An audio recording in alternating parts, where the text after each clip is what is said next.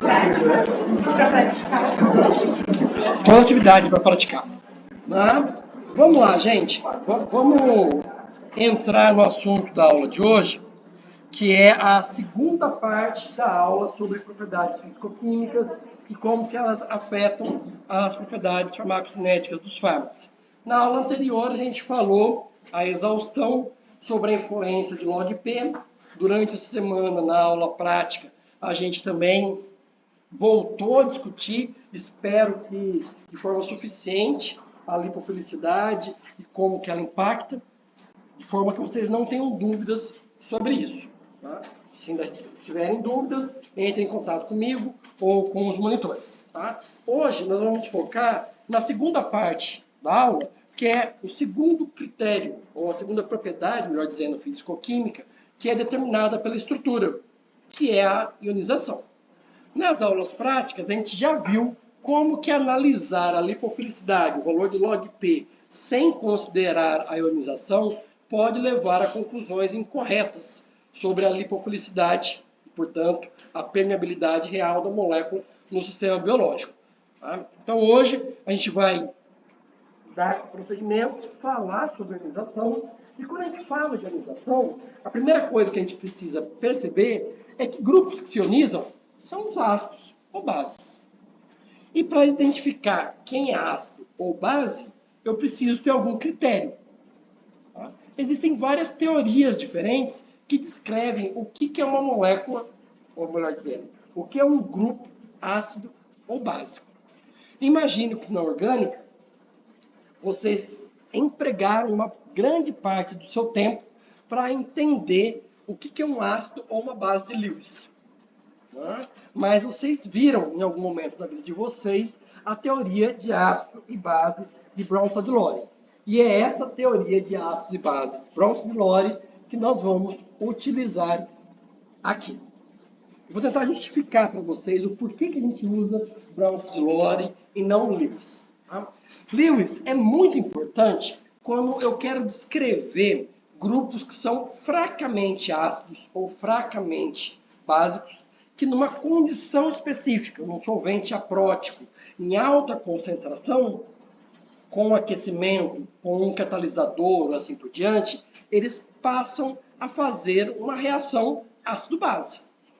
O nosso organismo, o fármaco no nosso organismo, é basicamente, ele tem um peso molecular, vou chutar aí, em torno de 300, uma dose de 30 miligramas, ele é uma molécula, uma solução aquosa diluída numa temperatura constante de 36 ponto alguma coisa graus. Tá?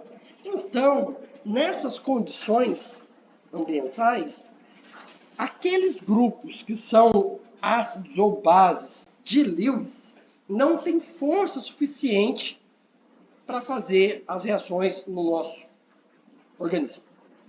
Ao passo que a teoria de Brown-Sadler consegue sim descrever de forma adequada quais grupos vão se comportar como ácidos ou bases nas condições fisiológicas.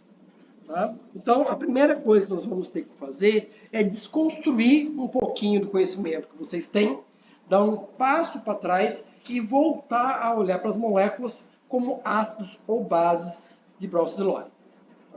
E aí, segundo Brown-Sadler, ácidos são grupos que em água se dissociam, dando origem a uma base conjugada e um ácido conjugado. E aqui a água está funcionando como uma base. Ao passo que bases são aquelas que em água se dissociam, formando um ácido conjugado e uma base conjugada. Tá? Bem, já que vocês já conhecem a teoria de ácidos e bases Brown-Sadler, já viram isso bastante, e a gente já falou que é para não confundir com Lewis, vamos tentar identificar nessas moléculas aqui quem são os grupos ácidos ou básicos de acordo com a teoria de Brown-Sadler. Para não gerar muita confusão, eu dividi aqui entre as práticas. Tá? Então, alguém de P1, esse grupo aqui, ácido, base ou nada, segundo Brown-Sadler? Ácido. Carbonila? Ácido, base ou nada? Por que a dúvida? Por que vocês estão hesitando? Ácido não é o grupo capaz de doar próton e base, aquele capaz de receber o próton?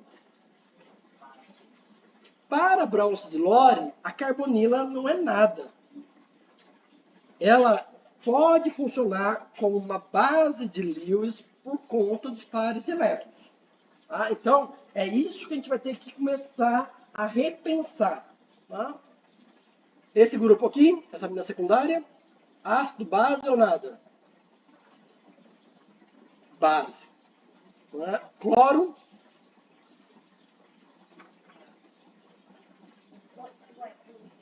Cloro. Quem quer de P4? Não é ninguém de P4? O cloro não é nada. Esse oxigênio, esse éter, nada. Aqui. Esse grupo aqui.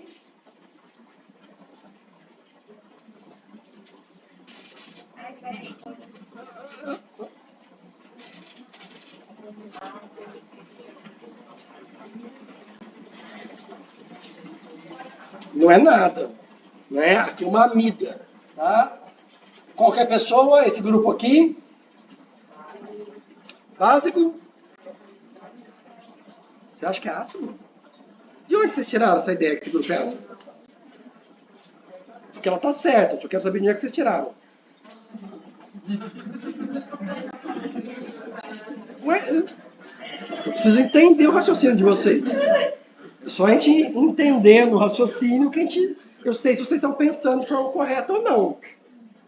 Como que vocês sabem, por exemplo, que esse hidrogênio aqui é ácido, mas esse hidrogênio aqui é básico? Por causa da vizinhança dele. Não é? Então, o segredo aqui é a gente olhar não para o átomo em si, mas o átomo no contexto da molécula. E a gente entender que grupos retiradores de elétrons próximos a ele, seja por ressonância, seja por efeito de diferença de eletronegatividade, vão impactar na disponibilidade daquele par de elétrons para receber o próton. E isso vai interferir na basicidade daquele grupo. No caso aqui, essa amina primária tem vizinha a ela um grupo retirador de elétrons, outro grupo retirador de elétrons, e isso torna ela um ácido fraco. Tá? Esse daqui, esse anel, ácido básico ou nada?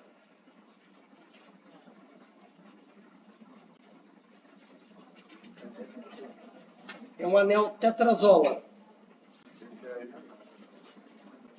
Ele também é um grupo ácido. Tá? Inclusive, ele tem uma acidez parecida com a da carboxila. Tá? Eu acho que tem lá no Google já, está em aulas práticas, por engano, mas está lá, uma figurinha com os grupos que são ácidos e básicos de acordo com a teoria de Browns-Lore. Tá? Aqui, a questão é que eu tenho esse NH, eu tenho um efeito de ressonância, tornando esse hidrogênio menos blindado ou desprotegido, de forma que ele pode ser doado como um próton. Tá? Eu disse para vocês agora há pouco que esse grupo, esse anel tetrazola, tem uma acidez parecida com a da carboxila. O que me diz se a acidez de um grupo é parecida ou mais forte que de outro? Que propriedade, que número que diz isso? Alguém falou. O pKa. Tá? Então, é o pKa que vai me dizer quais desses grupos estão ou não ionizados em pH fisiológico. Tá? Por que disso? Porque, ao contrário de ácidos e bases fortes, que estão totalmente dissociadas em solução, os ácidos e bases presentes nos fármacos são ácidos e bases fracas. E, portanto, eles se dissociam apenas parcialmente, dependendo do pH onde o fármaco está. Quando a gente ingere um fármaco por via oral, ele vai passar por vários pHs diferentes. Concordam comigo? Estômago, pH ácido, 2, 3. Intestino, pH de 5 até 6,5, 7. Circulação, pH 7,4. Urina, pH, pode ser excretável, 5, 6, talvez um pouco mais, um pouco menos, de acordo com o seu paciente. Então, o pH do compartimento fisiológico vai interferir na ionização. Para saber o quanto que esse nosso fármaco está ou não ionizado, eu vou utilizar aquela famosa equação de Hansen-Hasselbalch, que vocês já viram escrita de diversas formas diferentes. Eu vou apresentar aqui a forma pela qual eu consigo deduzir a equação e não decorar a equação. Ah, professor, mas eu decorei, na prova eu posso utilizar a equação que eu decorei? Pode, claro. Se é a equação correta, você pode. Agora, se você colocar a equação decorada de forma incorreta na prova, obviamente seu resultado vai dar errado e, obviamente, você vai ser penalizado na sua nota. Mas a escolha é sua. Tá? Eu gosto de pensar na equação de Hansen-Hasselbalch a partir da equação primária utilizada para descrever uma ácido de Browns-Lore, onde eu tenho aqui um ácido dissociando em água, dando origem à base conjugada e o ácido conjugado. Quando isso aqui atinge o equilíbrio, eu posso descrever esse equilíbrio, o Ka, pela concentração de H3 ou mais vezes A menos dividido por HA. Tá? Como que a partir disso eu chego na equação de Hansen-Hasselbalch? Eu simplesmente tiro o log de ambos os lados dessa equação. Menos log de Ka é o que eu vou chamar de pKa. Menos log de H3 ou mais é o que eu vou chamar de pH. E o resto, menos log de A menos sobre HA, eu reescrevi aqui. Pela lei do log, lá do ensino da matemática que vocês viram no ensino médio, eu posso inverter esse sinal, invertendo o numerador e o denominador. Portanto, eu vou reescrever isso daqui como pKa igual a pH mais log da espécie não ionizada sobre a ionizada. Lembrando que a não ionizada é o meu ácido e a ionizada é a minha base. Ou seja, o que está escrito aqui. Se eu pensar agora nas bases, eu posso deduzir a equação da mesma forma, com algumas transformações matemáticas a mais, né, para eu sair do PKB, né, que seria aqui, então vamos lá, do começo. Base em água, dando origem ao ácido conjugado, base conjugada. No equilíbrio escrito por KB, eu tenho OH menos vezes pH mais, dividido pela concentração da base antes de dissociar. Vou tirar o log de novo, né? Menos log de KB, vou chamar de PKB, mas eu não quero PKB, eu quero PKa. Tá? Então, para fazer essa conversão, eu preciso lembrar que o PKB, o constante menos log da constante de equilíbrio da base, mais o pKa, no caso, pKa do ácido conjugado, é igual a pKw, que é a constante de dissociação da água. Tá? Substituo pKb, aliás, isolo PKB, jogo pKa para lá, substituo na fórmula, dando origem a pKw menos pKa igual menos log de OH menos POH. Reescrevi o resto. Tá?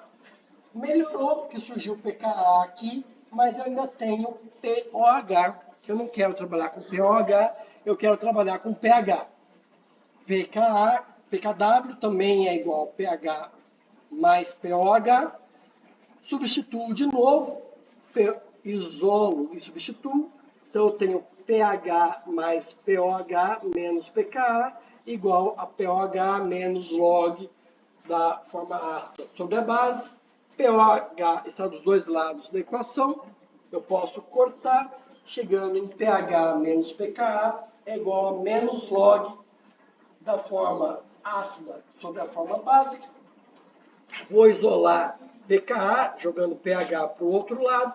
Eu tenho agora todo mundo com o negativo na frente. Só para facilitar a escrita, eu vou multiplicar ambos os lados por -1, chegando em pKa igual a pH mais log da espécie ácida sobre a espécie básica.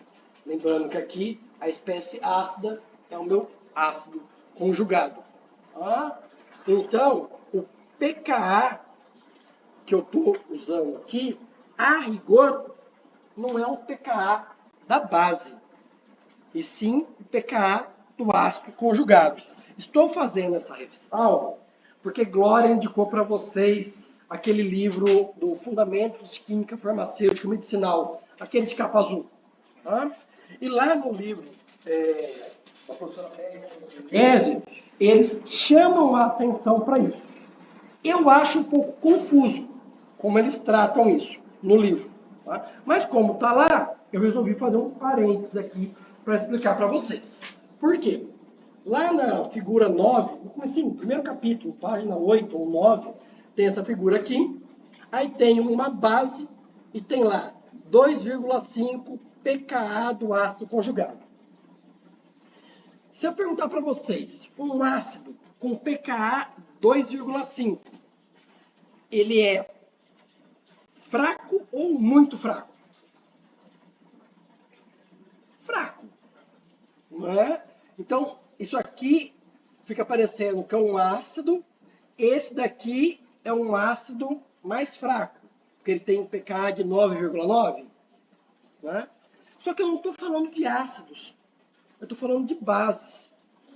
Né? Quando eu tenho um ácido forte, a sua base conjugada é fraca. Essa base aqui, então, é uma base muito fraca, porque esse ácido conjugado é mais forte que esse ácido conjugado. Então, eles chamam a atenção no livro para algo correto. O termo pKa é do ácido conjugado. Não existe pKa da base. Mas, para facilitar o raciocínio, fica mais fácil se a gente pensar sempre como pKa da base. Tá? Então, uma base com pKa 2 e alguma coisa é uma base extremamente fraca. Porque uma base forte, ela tem pKa lá de 14. Né? No extremo oposto, eu vou ter bases extremamente fracas. Tá? Só quis fazer essa ressalva aqui, porque se vocês forem ler no livro, talvez fique confuso com o que eu vou falar de agora em diante. Porque eu sempre vou me referir ao pKa da base. Mas, do ponto de vista conceitual, base não tem pKa. Quem tem pKa é o ácido conjugado. Eu vou falar como pKa da base, só para a gente simplificar a comunicação. Ok? Google. Então, eu poderia dizer que o pKa digamos, do lado do pessoal não. Vamos voltar aqui. pKa é uma medida que serve para eu comparar ácidos entre si e dizer qual ácido é mais forte que o quê. Né? Por exemplo, o que é mais forte? HCl ou suco de laranja? Qual que é mais ácido? Que tem um pKa menor. Né? Quem que é um ácido mais fraco? Suco de laranja ou água do mar? Não, a água do mar tem um pKa lá em cima de 8, 9. Então, o ácido é um ácido mais forte que isso daqui. Tá? Quanto menor o pKa do ácido, mais forte ele é. Mais facilmente ele se dissocia. Com a base, como eu estou falando do pKa da base, aí o raciocínio é o contrário. Quanto mais alto o pKa da base, mais forte ela é. No meu raciocínio simplificado. Porque, na verdade, eu estou me referindo ao pKa do ácido conjugado. Entendeu? Só pra gente... Eu estou dizendo para vocês o que conceitualmente é correto, tá no livro correto, só que eu acho mais complexo toda hora eu ficar falando do pKa do ácido conjugado. Eu vou falar do pKa da base. Tá? Você pode explicar só essa parte de novo entre o 2,5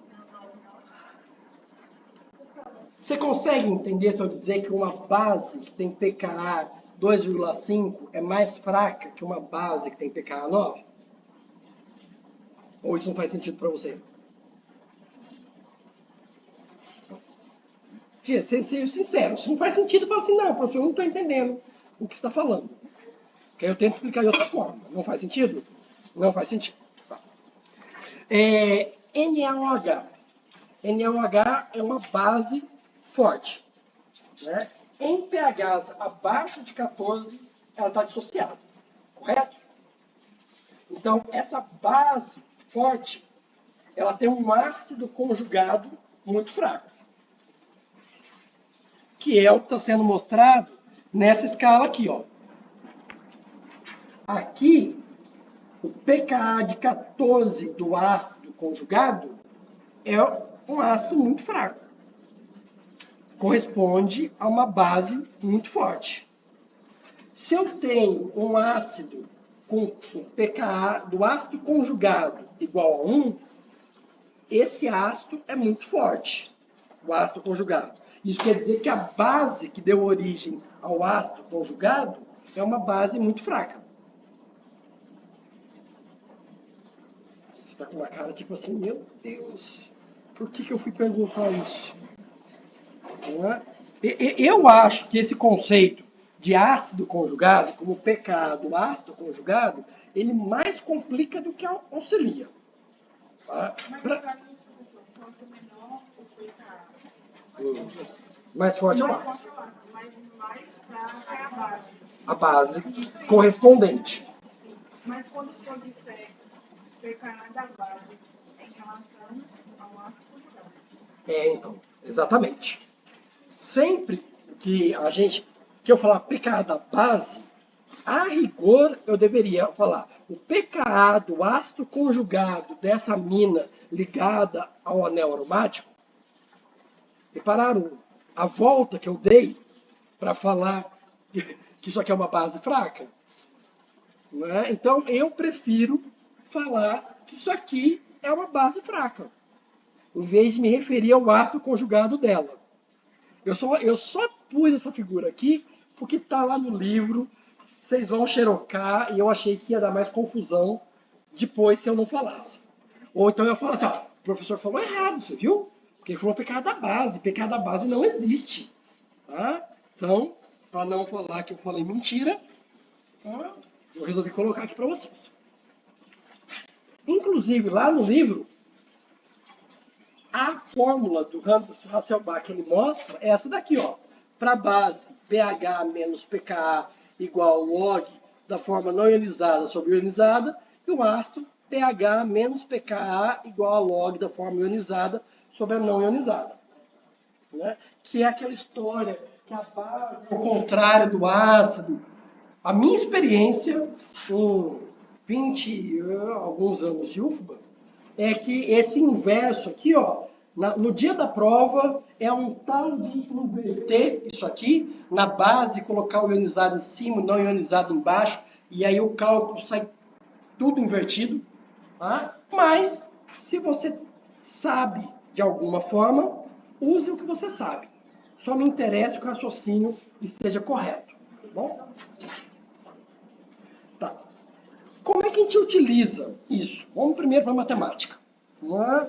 Na aula passada, eu falei para vocês que para um ácido, para uma molécula qualquer, vou pensar primeiro numa molécula, a sua forma neutra, ela tem maior permeabilidade que a sua correspondente ionizada.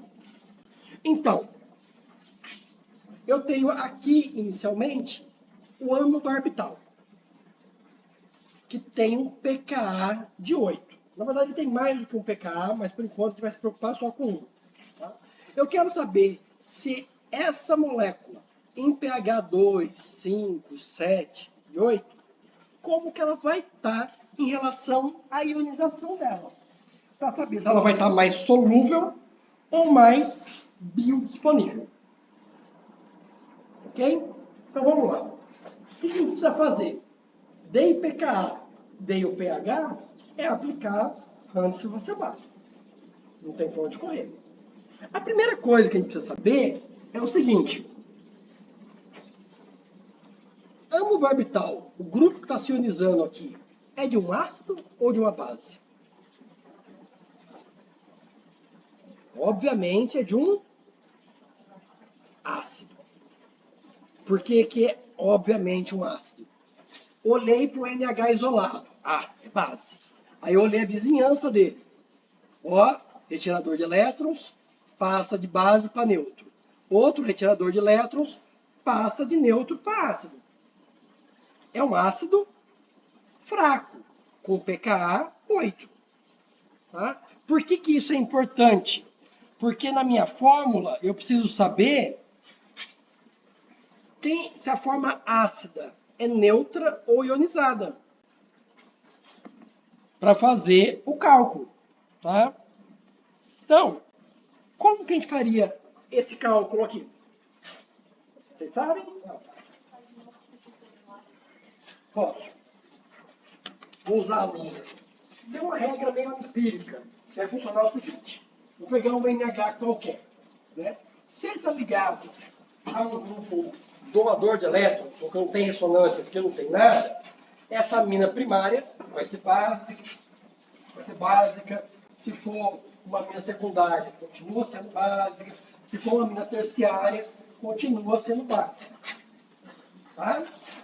Agora, se essa molécula tem vizinho a ela um grupo retirador de elétrons, o par de elétrons vai entrar em ressonância. Então, o que era básico vai deixar de ser. Se agora aqui eu tenho dois grupos retiradores de elétrons, o que era neutro vai passar a ser ácido. Nesse exemplo aqui, eu tenho uma ressonância para cá e outra ressonância para lá. Então, eu tenho dois grupos que, por ressonância, retiram o par de elétrons. Por isso que ela vai se comportar como um ácido fraco.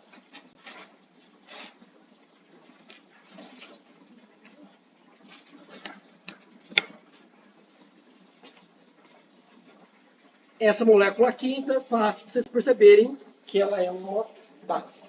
Tá? Nós temos aqui, então, as porcentagens de ionização em cada um dos pHs. E a primeira coisa que vocês vão fazer é verificar se vocês conseguem reproduzir esses números matematicamente. Tá? Então, como esse exemplo já está para lá de batidos, né, você deve ter visto isso nos slides dos últimos 5 anos, eu não vou perder tempo de pedir para vocês calcularem de novo. Tá? Tem aqui os dados, né, o pKa e o pH, a fórmula, eu apliquei a fórmula, cheguei nesse valor, tirei o log, elevando 10 elevado a esse número, cheguei no 3,98. Não tem segredo nenhum, puramente matemática aqui. Tá? O outro ponto puramente matemático também é que eu preciso transformar essa equação que tem duas variáveis em uma variável só. Eu só tenho uma equação, eu só consigo resolver ela se ela tiver uma única variável. Tá? E a grande sacada é perceber que a somatória dessas duas formas tem que dar 1. Então, se eu chamo isso aqui de x, a de baixo é 1 menos x. Se eu chamo isso aqui de alfa, de baixo vai ser 1 menos alfa. Tá? A letra que eu estou chamando indifere. Mas é importante eu saber se o alfa, o A, o X, ou o que eu chamei aqui, que é a forma ácida, vai corresponder ao ionizado ou não ionizado. Porque no final vai dar lá um número, alfa igual a 30. Tá. Alfa igual a 30, ou 0,3, é o quê? É ionizado ou não ionizado?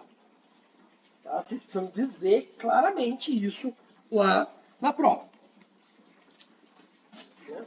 Fazendo então agora essa equação do primeiro grau, eu chego que alfa é igual a 0,8 ou 80%. Tá?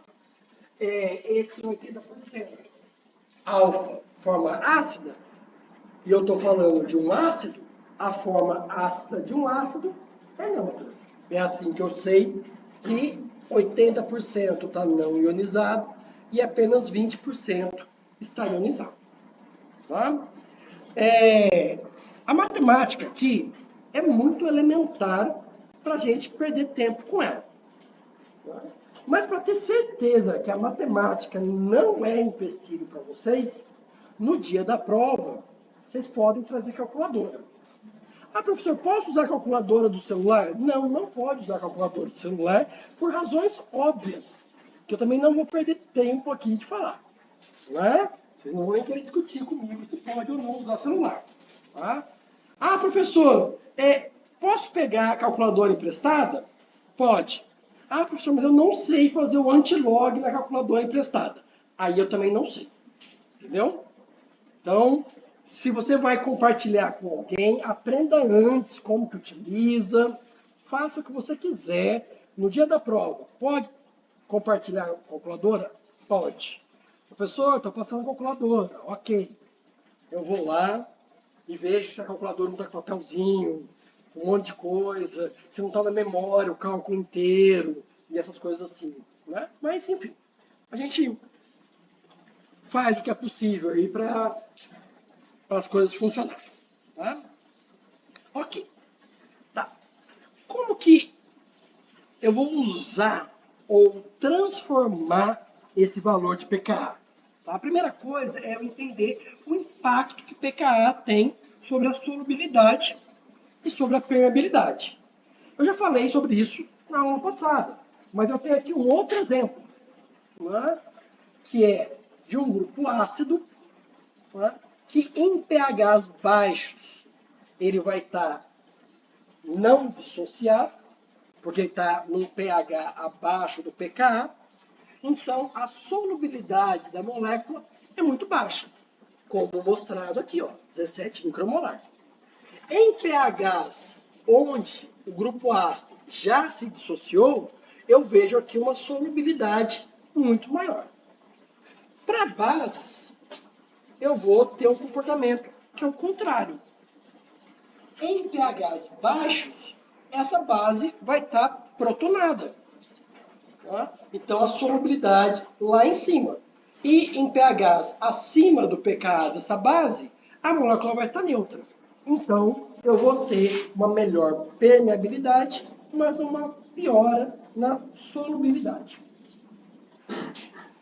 Por que essa base aqui, aliás, por que esse NH não foi considerado para efeitos de solubilidade?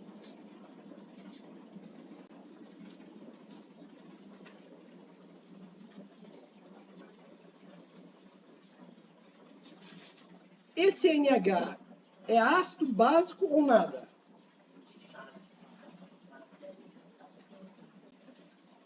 Nada? Ácido básico? Ácido?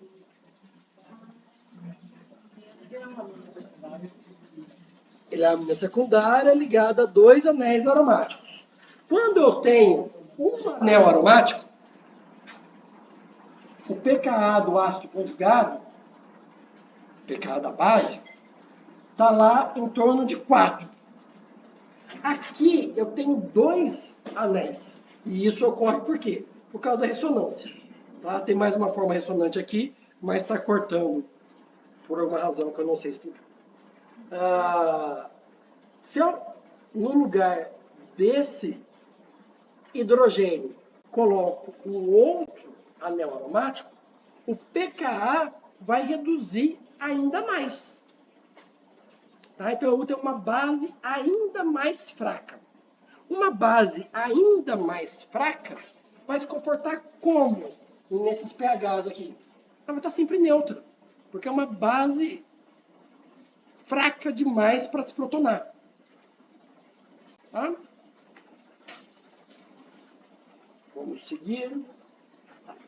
Como que eu posso utilizar esses conceitos de pKa e solubilidade no planejamento de fármacos? Tá? Isso pode ser utilizado de formas diferentes, inclusive é utilizado no dia a dia. Eu trouxe aqui um exemplo histórico, que eu acho que eu até mencionei em alguma aula anterior, que é das sulfas com atividade antibiótica. As sulfas com atividade antibiótica, elas chegaram no mercado antes da penicilina. A penicilina chegou no mercado mais ou menos em 1949, 1950. As sulfas, elas estavam disponíveis na terapêutica desde a década de 30. Tá? Então, 20 anos antes, quase. Tá? Então, como que os médicos tratavam infecções? Infecção branda, pouca sulfa. Infecção severa, muita sulfa. E rezar para o paciente sobreviver. Tá? Nesses casos de infecções mais graves, começaram a perceber efeitos colaterais das sulfas. Né? Um desses efeitos colaterais era a formação de pedra nos rins. Tá? Que quem tem sabe que não é a coisa mais agradável, então isso era algo que eles queriam corrigir.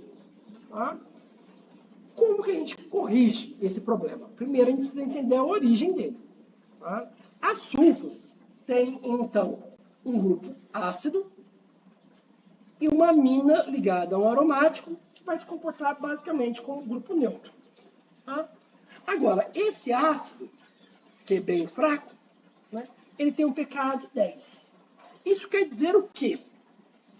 Quer dizer que o ácido com pKa de 10,4 em pH 7 ou 6, né, que era da urina, sim, porque da urina, porque a pedra nos rins foram se preocupar com o pH da urina.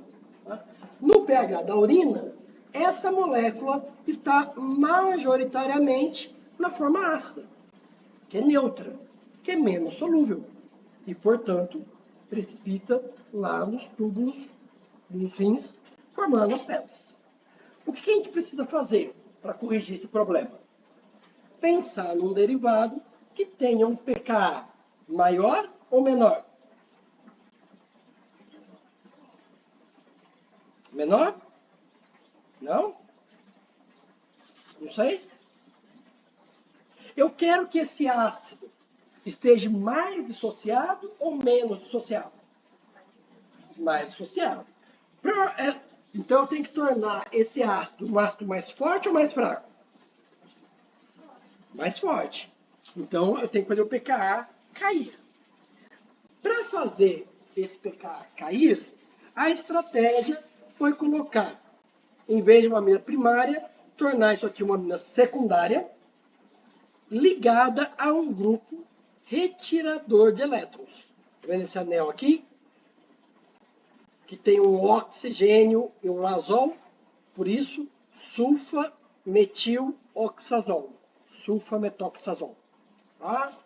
Esse grupo retirador de elétrons fez com que o pKa desse grupo aqui caísse de 10,4 para 6,1. E agora eu tenho 50% do fármaco na forma ácida, mais 50% na forma básica, que é ionizada. Então, eu aumentei drasticamente a solubilidade do sulfometoxazol em relação às primeiras sulfas disponíveis.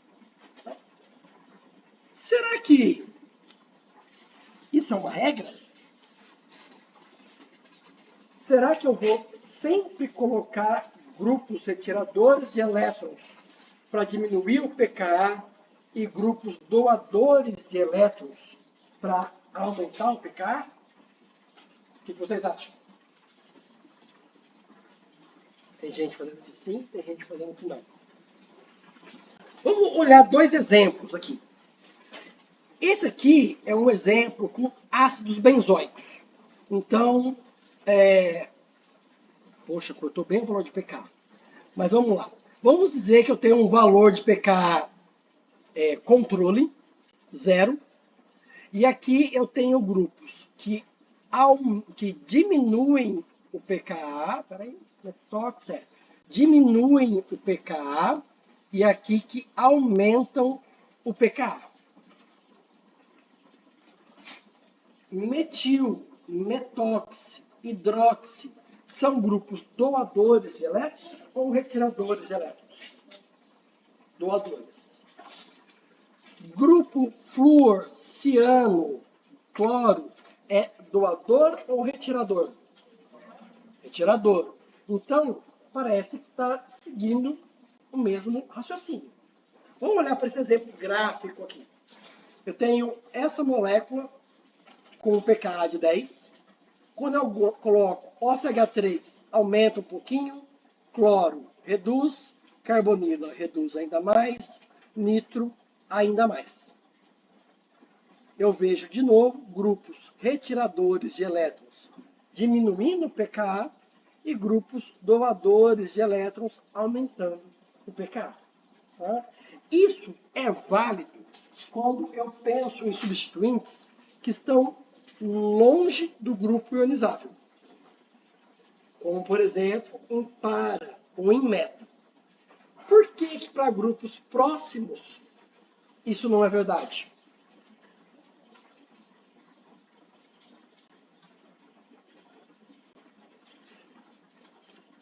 O que a gente utilizou até aqui para explicar é um efeito eletrônico, não é? Doador ou aceptor.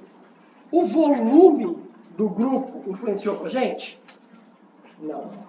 Mas quando eu tenho agora substituintes próximos do grupo que se ioniza, o volume dele passa a influenciar também. Tá? Então, esse raciocínio ele se torna mais complexo. E aí não dá para ter regra quando eu tenho substituintes muito próximos do grupo que vai se ionizar. Porque aí o volume dele passa a influenciar também. Tá? Vamos tentar aplicar isso que a gente viu até agora num exemplo. Tá? Eu tenho essa molécula aqui, que tem um pKa de 7,8 quando R é um CH3. Essa molécula tem boa absorção no intestino, que tem pH de 5? O que vocês acham? O que eu preciso começar a pensar para saber se ela tem boa permeabilidade no intestino ou não? Qual é a primeira coisa que eu preciso pensar? Se ela vai se dissociar. Então, para saber se ela vai se dissociar, eu preciso primeiro identificar os grupos ionizáveis e saber se eles são ácidos ou básicos. Quem são os grupos ionizáveis presentes nessa molécula? Eu vou apontando, vocês me falam se ele ioniza ou não. Não. Sim? Sim. Então, segundo vocês, a gente tem dois grupos ionizáveis. Esse aqui é ácido ou base? Ácido. Não sei, estou perguntando. Vocês estão pensando no efeito retirador de elétrons e retirador de elétrons, correto? Um ácido em pH estomacal vai estar neutro ou ionizado? Neutro. Né? Esse outro grupo aqui que vocês falaram, é ácido ou básico? Não tem certeza não? Depende. Depende do quê? Não. Quando o R é um CH3, tem esse valor aqui, ó, 7,8. Ele tem alguma conjugação que possa mexer com o par de elétrons? Não. O R é o CH3 que tem isso aqui. Tá. Eu quero saber o que eu preciso fazer para melhorar a absorção dessa molécula. Esse ácido aqui, ele vai ser um ácido fraco, né? Porque era uma base que foi para neutro, que foi para ácido fraco. Em pH intestinal, isso aqui não vai estar ionizado. Quem vai estar se ionizando ou não é isso aqui de cima. Então, eu preciso saber na posição R se eu vou colocar um grupo doador ou retirador. Aliás, antes disso, eu quero que o pKa suba ou caia, para que a molécula esteja menos ionizada. Para fazer isso, eu vou colocar aqui um R Doador de elétrons ou aceptor de elétrons?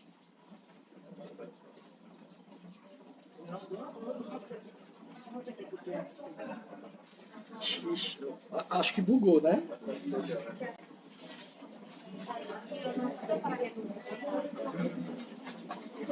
Vamos esquecer, vamos pensar só em basicidade, por enquanto. Um grupo doador de elétrons torna essa base mais forte ou mais fraca? Mais forte. Mais forte ou mais fraca? Doador de elétrons vai fazer um doador vai fazer o par de elétrons tá mais disponível ou menos disponível? Mais disponível. Quanto mais disponível o par de elétrons, isso está relacionado com a base ser mais reativa, mais forte. Não é? Agora, uma base mais forte, ela se dissocia em pHs mais altos ou mais baixos? Mais alto. O NaOH não se dissocia desde o 14, que é a base mais forte que a gente tem. Eu quero que essa base aqui, ó, seja o mais fraca possível. Se eu tiver uma base muito fraca, eu vou precisar de um pH extremamente ácido para ela se protonar. Não é? Eu quero que essa base seja o mais fraca possível. Por isso que aqui eu vou colocar um grupo retirador de elétrons. Para puxar esse par de elétrons, que ele não esteja disponível, e essa base vai se tornar mais fraca. Idealmente, eu queria que isso aqui se tornasse um grupo neutro. Por exemplo, em R, se eu colocar uma carbonila, seria, entre aspas, perfeito, não é? Porque eu tornei uma base em um grupo neutro. Entenderam? Então, digam. Isso, digam.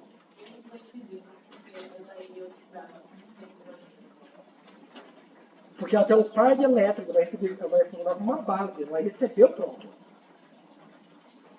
Quem tem que ter o ácido para atuar é o ácido, ou o ácido conjugado. Aqui, ela tem um par de elétrons que recebe prótons. Por isso que a nossa conversa toda está girando em cima do par de elétrons, e não em cima de hidrogênios, ou prótons.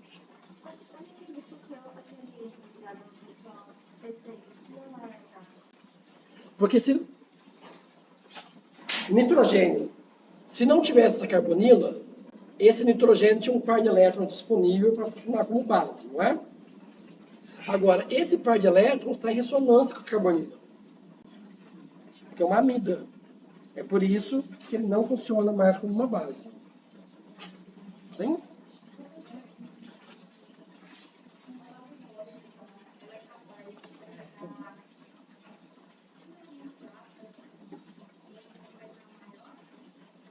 pH.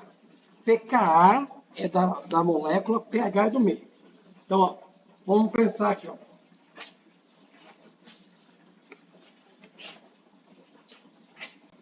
Vamos dizer que isso aqui é um pH de 8. Para cá é menor, para cá é maior que 8. Tá? Uma base que tem pKa de 14, em pH abaixo de 8, ela está neutra ou protonada? Protonada. Acima de 8, ela continua sendo ionizada. Ela vai só acima de 14 que ela vai estar neutra. Agora, vamos pegar uma base mais fraca, que tem pKa 7. Em pH acima de 8, neutro. Em pH 5, protonada. Então, agora, no pH 8, que antes a base forte estava protonada, a base fraca está neutra.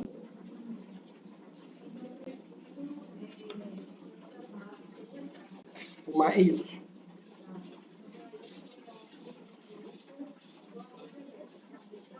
Retirador de elétrons, você quer que o par de elétrons dela não esteja disponível. Né? Porque ela vai ser uma base cada vez mais fraca.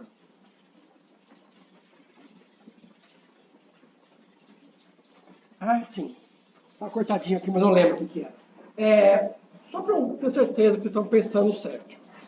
Se eu tiver dois fármacos, fármaco 1 tem um pKa de 1. Fármaco 2 tem um pKa de 8. Qual desses fármacos é mais ácido? 1 ou 2? 1. Todo mundo concorda com isso? Então está todo mundo pensando errado. Não tem como, a partir do valor de pKa, dizer que o grupo é ácido ou básico. Eu posso ter uma base muito fraca com pKa de 1, meu fármaco vai ser básico. Eu posso ter um ácido muito fraco com pKa de 8 e meu fármaco continua sendo ácido. O que determina a característica do ácido ou base é ele doar próton ou receber próton. Isso aqui vai medir a força.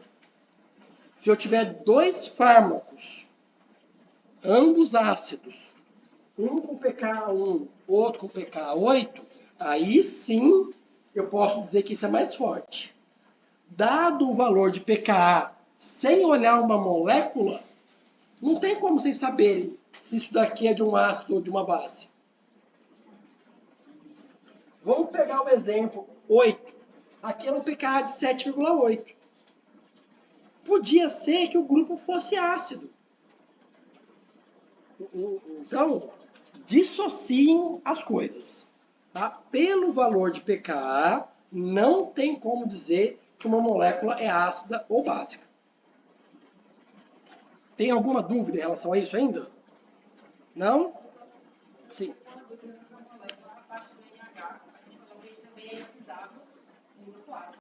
Isso, que seria muito ácido. Isso.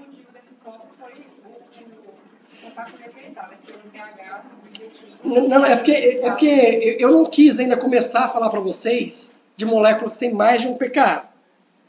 Tá? Mas o que acontece? Lembra da sulfonamida? Que era a amina com os dois sulfóxidos, que virou um ácido fraco? Aqui é meio parecido. Eu tenho um atirador de elétrons, outro atirador de elétrons. Isso aqui é um ácido fraco, que tem pKa 7, 8. Como o pH do intestino está abaixo disso, no intestino isso aqui está neutro. Não interessa no momento, porque o que exatamente melhora a situação é o que falar. Exatamente. Exatamente. Mudar aqui vai variar muito pouco do ponto de vista de ionização. Ah, professor, mas eu vou tirar um doador de ligação de hidrogênio. Verdade. Então, pelo lado do log P, modificar aqui, ok. Tá? Nesse caso, não adianta a gente saber nem só o pKa e nem granular. A gente tem que saber também onde é tratado. pH, para a gente, interessa. Ah, tá. pH intestinal. É o que também fez. Mas se não fosse intestinal, seria estomacal, que é onde ela é absorvida. Também não ia ionizar, entendeu?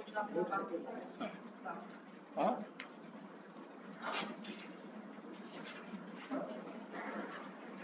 Eu disse para vocês que eu estava tentando deixar os fármacos com apenas um grupo ácido ou um grupo básico e deixar para trazer coisas mais complexas depois. Ou depois chegou agora. Viu como demorou, né? Esse aqui é um levantamento que é de 20 anos atrás, mas não mudou muito não. Que é o seguinte. Nós temos a parte de cima ali, o World Drug Index, é uma base de dados de fármacos.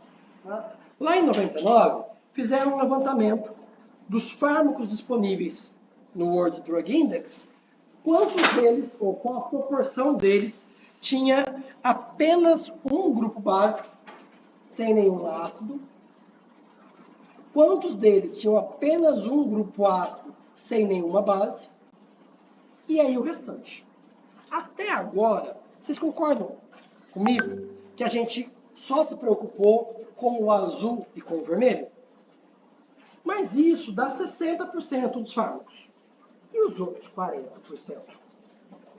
Eu preciso deixar a minha zona de conforto e entender que vários fármacos, várias moléculas, têm mais de um grupo ionizável. Como que se comportam essas moléculas nesses casos? Onde eu tenho duas bases, nenhum ácido, um ácido e uma base, um ácido, duas bases, dois ácidos e assim por diante. Tá? Isso é importante, especialmente porque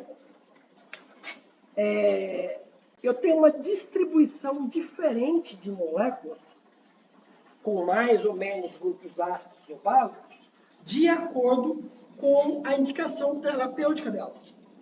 Tá? Então, é preciso que a gente compreenda como que essas moléculas se comportam no nosso organismo para entender como que elas são absorvidas ou não. Aqui, só para vocês terem uma ideia, na parte de cima, continua ainda os fármacos que têm apenas um grupo ácido, estou me referindo a essa fatia aqui, todos em amarelinho, em azul ou roxo, os que agem no sistema nervoso central, e aqui os periféricos. Vejam que não tem nenhum fármaco que age no sistema nervoso central com apenas um grupo ácido que tenha pKa abaixo de 4,5. Hoje, vocês conseguem entender e me explicar o porquê disso, não é?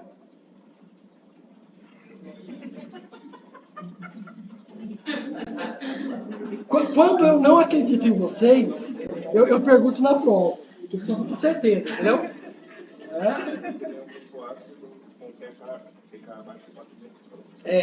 Vendo aqui, ó, não tem nenhum que age no sistema nervoso central e que tem pKa abaixo de 4,5. Começa lá em 5,5. Como é que essas moléculas vão estar em pH fisiológico? Dissociadas, ionizadas. Qual que é a forma mais permeável? O ácido na forma neutra ou ionizado? Então, essas moléculas aqui, elas teriam chance zero de passar pela barreira hematocefálica. Mesmo que a molécula seja muito lipofílica, quando ela passa para a forma ionizada, a capacidade dela passar pela membrana é reduzida de 10.000 vezes. Então, não tem por que eu pensar em desenvolver um fármaco para ação central que tenha um grupo ionizável com pKa baixo. Não é à toa, olha aqui, ó, onde está a grande maioria. Lá, 8,5. Em pH fisiológico, como é que vão estar esses fármacos todos aqui, ó? Neutros. Aí quem que vai controlar a passagem pela barreira hematocefálica? É o log P, porque eles são todos neutros. Vamos olhar agora para os grupos básicos. Tá?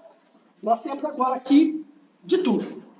Né? Mas, de novo, no CNS, no sistema nervoso central, uma proporção muito maior de moléculas que têm pKas em torno de 6 até 9. E aqui pode causar uma certa confusão. Por quê? Uma base, aqui ó, a maioria tem pKa em torno de entre 8,5 e 9,5. Como que essas bases estão em pH fisiológico? Elas estão ionizadas. Ou pelo menos parcialmente ionizadas. Né? A gente vai depois calcular com o Hans Hasselbalch o qual delas está ionizado. Que aqui é um equilíbrio de duas populações. Uma molécula que tem pKa 8,5 em pH fisiológico, ela está 90% ionizada, mas ela tem 10% na forma neutra. E a forma neutra tem boa permeabilidade. Então nós temos um equilíbrio dinâmico que a forma neutra vai ser absorvida. Tá? Não é um pKa tão distante.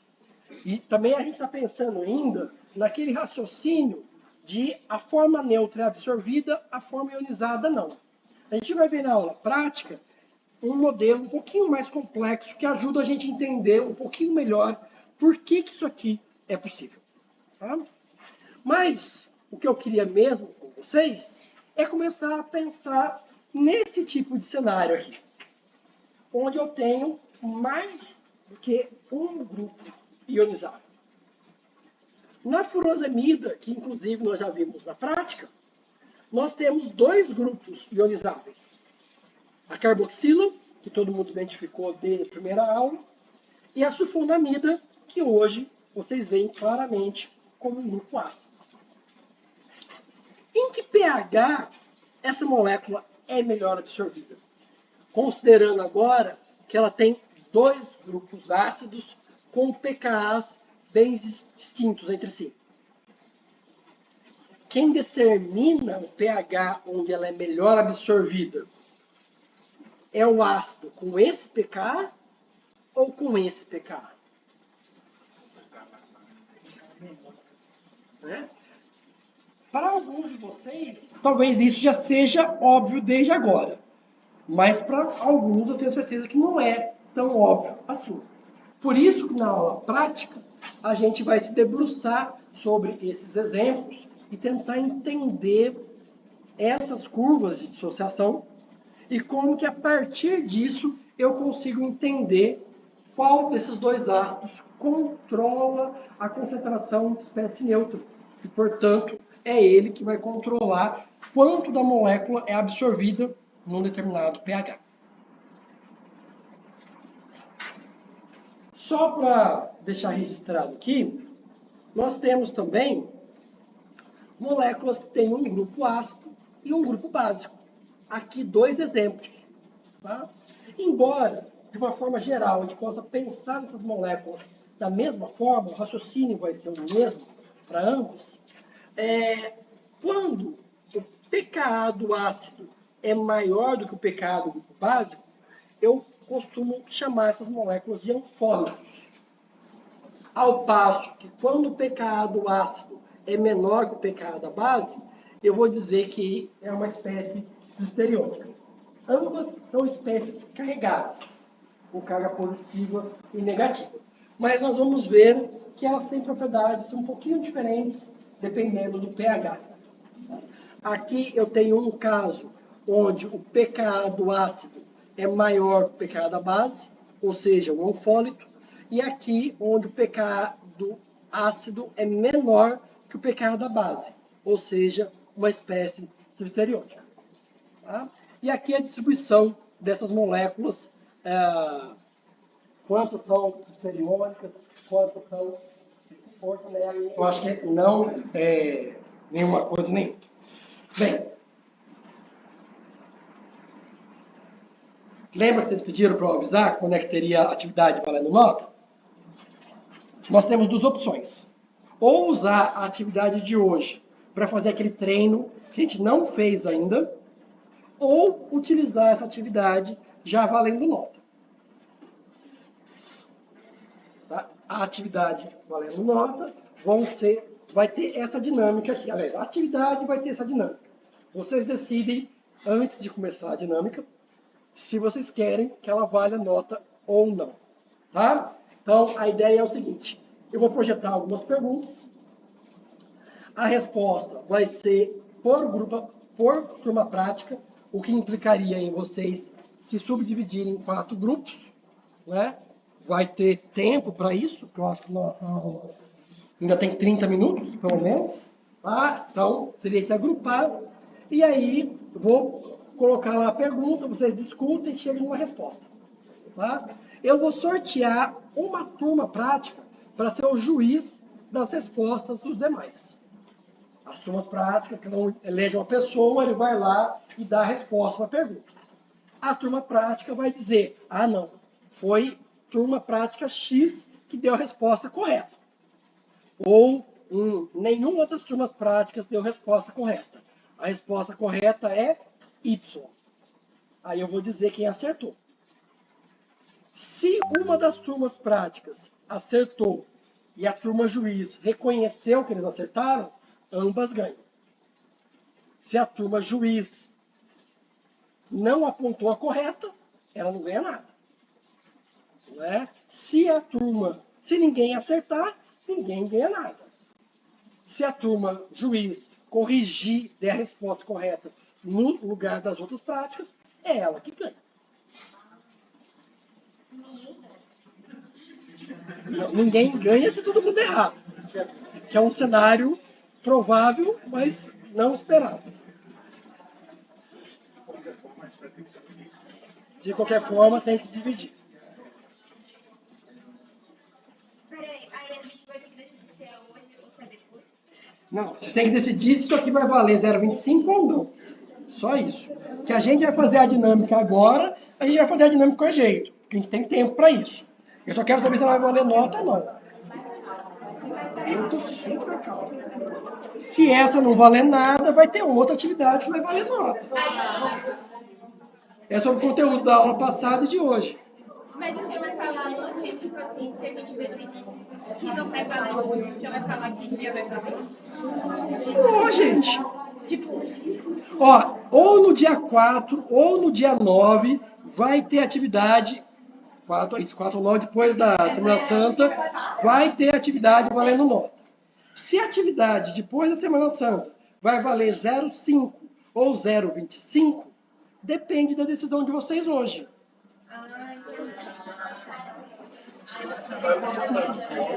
Gente, eu sou uma pessoa muito democrática.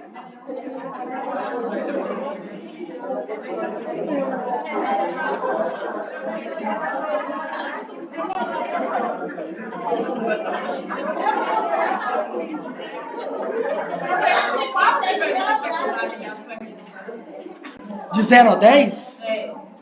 Pra mim, 6.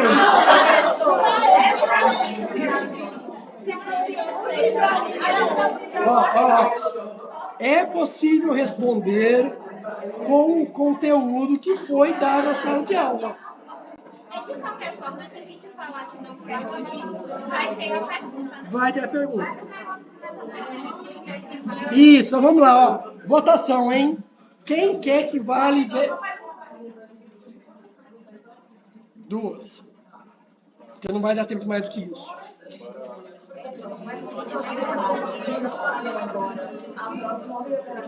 Ó, então, ó, vamos lá, ó. Época de diretório acadêmico. Proposta 1, 0,25 hoje, 0,25 depois da Semana Santa. Ou 4 ou 9. Proposta 2, tudo depois, 0,5 depois da Semana Santa. São essas duas propostas. Todos esclarecidos? Quem é favorável à proposta 1? Poxa, vou ter que contar mesmo, né? Ó, levanta a mão de verdade. 1, 2, 3, 4, 5, 6, 7, 8, 9, 10, 11, 12, 13, 14, 15, 16, 17, 18, 19, 20. Então, já perdeu se tiver todo mundo aqui, né? Vamos ver. Se ninguém assinou pelo colega, a proposta perdeu. Não é? Não, na verdade deveria ter uma abstenção, que era o tanto faz. Então, a rigor não perdeu. Mas vamos lá, entendi. Vamos fazer a atividade. De qualquer forma, se separem aí nas suas turmas. Ó, vamos lá, hein? Gente, ó, os 4 cantos.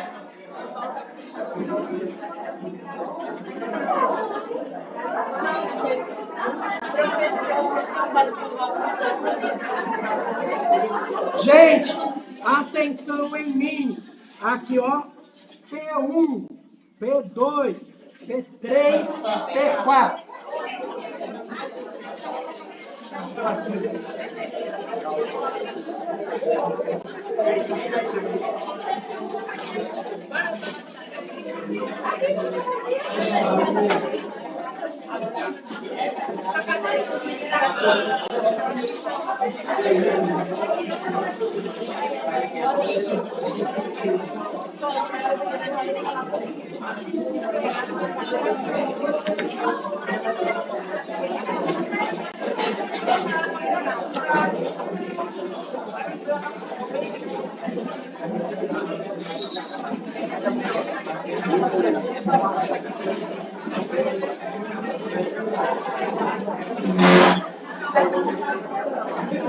falou dia 4 e dia 9. É, um dos 2 dias.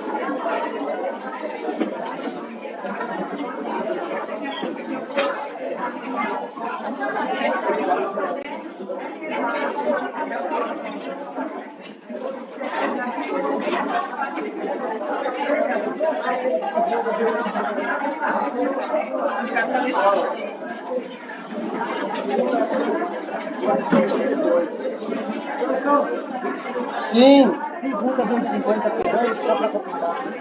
É.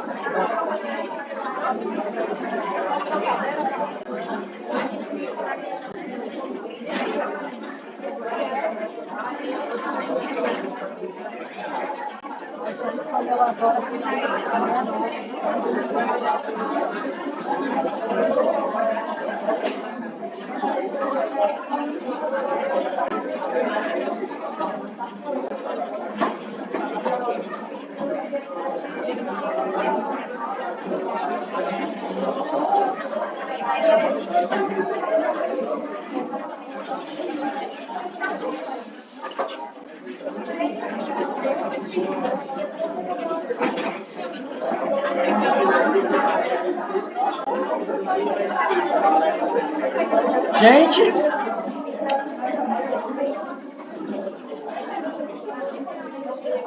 coisas importantes, né, para o dia, né? Hoje já funciona um esquema meio competição.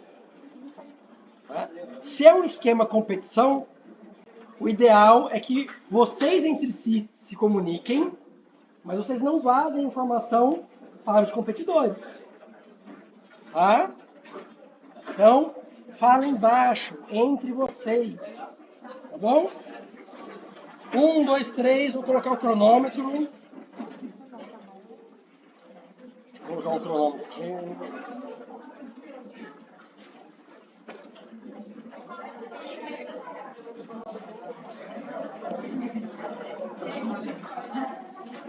No dia que estiver valendo nota, não preciso nem dizer que não pode consultar o material, né? É claro que não pode consultar. Não pode olhar o caderno. Não pode. Não pode. Hoje eu vou liberar.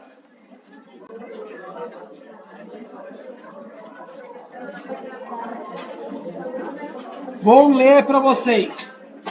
Por que os antagonistas GABAérgicos abaixo são ativos in vitro, mas não in vivo?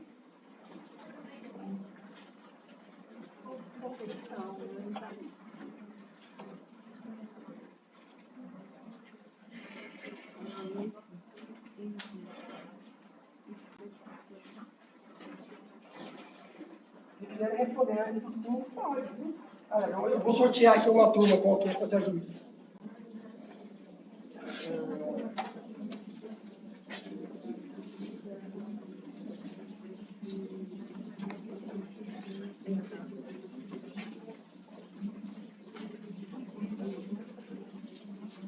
Alguém fala o número de 0 a 10. 2 mais. 0 a 10 mais que 2. Mais. Entre 4 e 10. 7. Não? Gente, um número entre 4 e 10. 7. Vocês serão a turma juiz.